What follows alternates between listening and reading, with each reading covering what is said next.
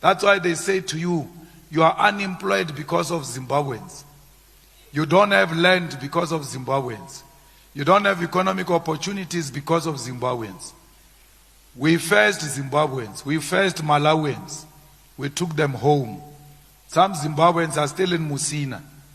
If you are staying in a back room, you are still staying in a back room even when Zimbabweans are gone, because they lied to you. They said to you, all of your problems are caused by Africans. How can a person who's suffering the same pain as you cause you a problem? You are all victims of capital. You are all victims of slavery. You are all victims of colonialism, of imperialism. All of Africa. That's why when you go to America, to China, to Eastern Europe, everywhere of Europe, and you say, I'm from South Africa. But oh, how is Lagos? Because they can't differentiate all of you. They are treating you as one, because you are hated everywhere. Then they come in and depoliticize you by planting a seed of division. And you see your fellow African as an enemy. And you see a European occupier as an investor. A person who keeps you out of the gates of the economy is the most loved person. This economy of South Africa was built by all of Southern Africa. All of Southern Africa, African economy was colonized by Cecil Rhodes. All of us. These mines you are talking about, they were worked by everybody. This Johannesburg of gold you are talking about, it was worked by everybody in Southern Africa. This country was built by all Africans who contribute. Leave what they say that, no, they got you in exile, they were, leave that. They did it here. That's why there is a language called Fanaka law. Because Mozambicans, South Africans, the Zulus, the Xhosas, the Pedis, the Zimbabweans met underground when they were producing the minerals and could not speak to each other. They had to develop a language called Fanaka law. The EFF was not there. But they say these people were brought by the EFF. We must check, when was the EFF formed? 2013. When was Fanaka law formed? And how did the Fanaka law language get formed? It was because Africans came together to work on the economy of Southern Africa. All of us colonized by one man, Cecil John Rhodes. His grave is here in Zimbabwe. Zimbabwe, it was named after him. It's called Rhodesia. It was named after Rhodes. So, all of us were squeezed by one man. One man. And then we instead of uniting against one man, we fight one another. All of these problems we see here can be driven to one man. That's now Tambo and others removed his statue at the University of Cape Town. Because they said we cannot celebrate this evil force. To put a statue of a man who killed our people, stole our land and stole our minerals in public is to worship a criminal. That was a just cause to remove a statue of a criminal. So we are where we are because of the occupiers, not because of Zimbabweans. They do that to you because they depoliticize you. And that's why I'm telling you what I'm telling you, even when they say to you, don't vote for him because he says these things that he's saying, don't vote for him. I don't care about votes. I care about politicizing the youth. As long as you are politicized, if you are politicized, you are going to rise one day against the system, the evil system of Donald Trump. Why should we prioritize elections and votes over the lives of innocent children that were sleeping in cold weather in South Africa because you chased people out of Alexander? Here is Alexander. Millions of black Africans are squeezed together in one place. Next to Alexander, there is an open land owned by University of Witwatersrand. Witwatersrand, because it's associated with a white man, these blacks are scared to go and occupy that land. They will rather stay in squalor, squeezed, cramped, like sardines. And then they see a land that looks like it's owned by a white man. They will never go there. Instead of say, but we can't live like this. Let's unite and go and take that thing. We don't do that. A good picture, it's a picture of Stellenbosch. What is that? Kamnandi, just outside Stellenbosch. There's a squatter camp. It's formalized now. There's a squatter camp here. Those guys stay like this. And it's a bit on a hill. When you are there, there is a beautiful land, green all over, going those many hectares, with one house of a white man in a 3,000 hectares of land. One white house, British colonial design house. They will never go there. And when I go to Kamnandi, I say to them, we must go and take that land. We must go and occupy that land. We can't live like this.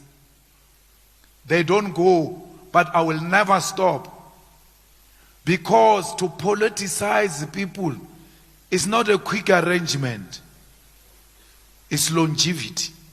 If you are used to quick, it's your own problem. We are used to longevity. So revolution is not I'm coming. No. Revolution is about working on instilling ideas on young people until they appreciate these ideas. And one day when the youth of Kamnandi stand up and go into that farm in Stellenbosch, they will be speaking about us the same way we speak about Onkgopotse Tiru. When he said those things, he never thought that he is going to live to see them.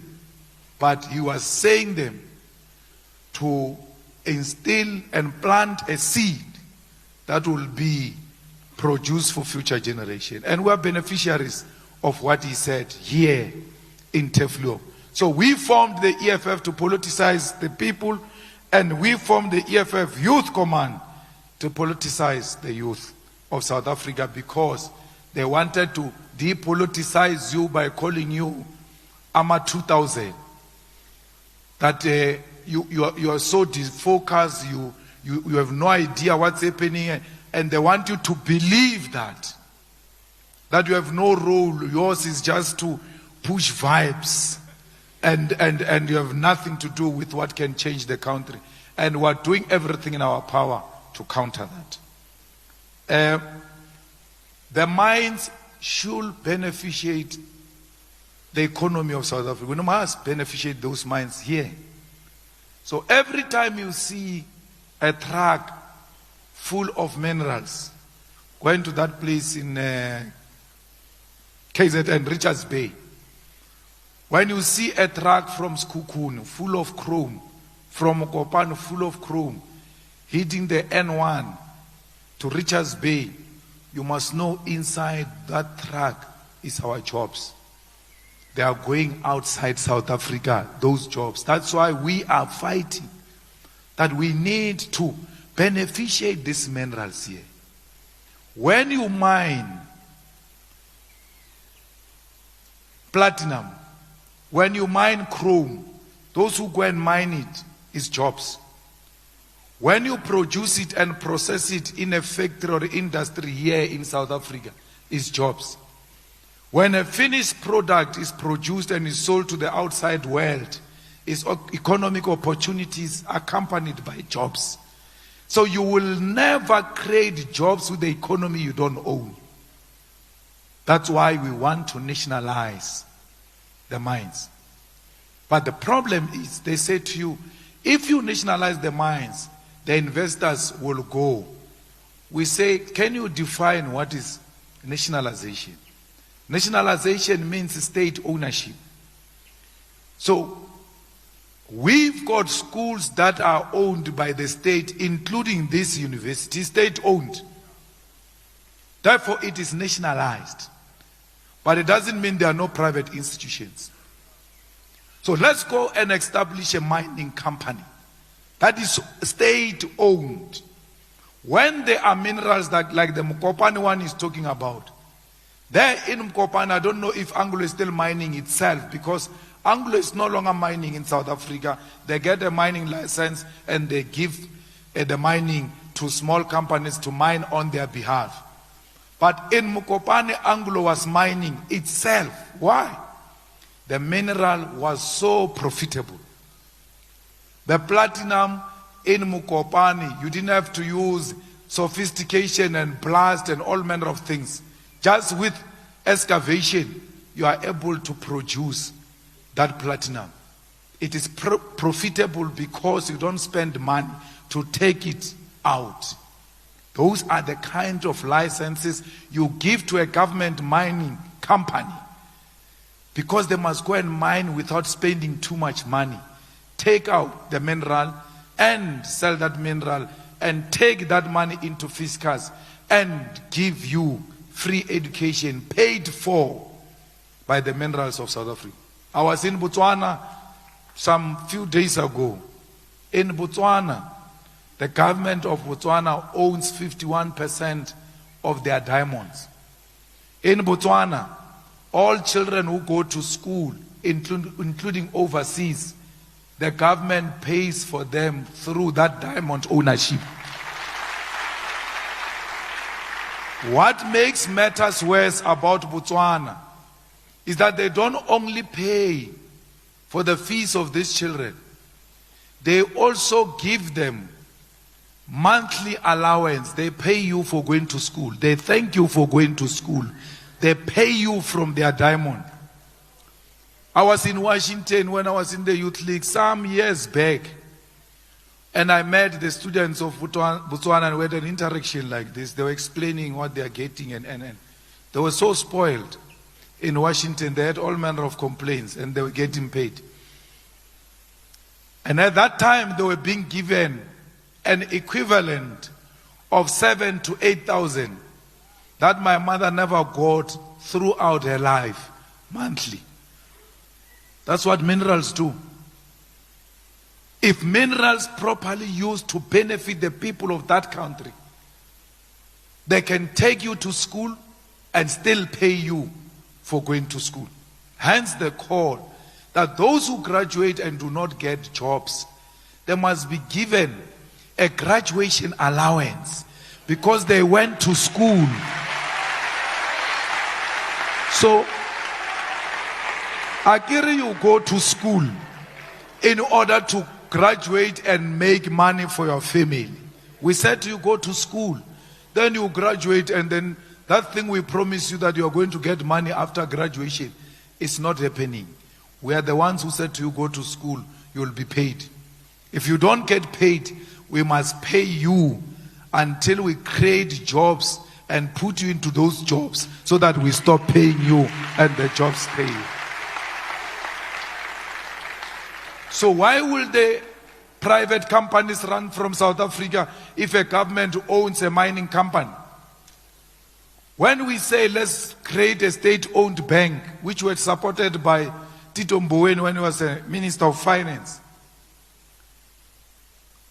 they refuse. They say the state can't own the banks. What does the state have to do with owning banks? But we've got public schools and we've got private schools. We've got public hospitals and we've got private hospitals. Let's have public bank and private bank.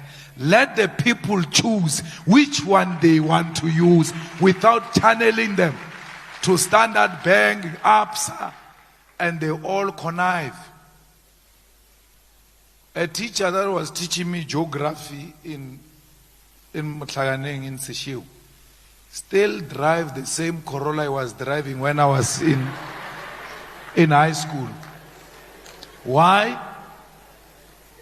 even teachers who are graduates, the civil servants who are graduates, they cannot afford to be loaned money by banks.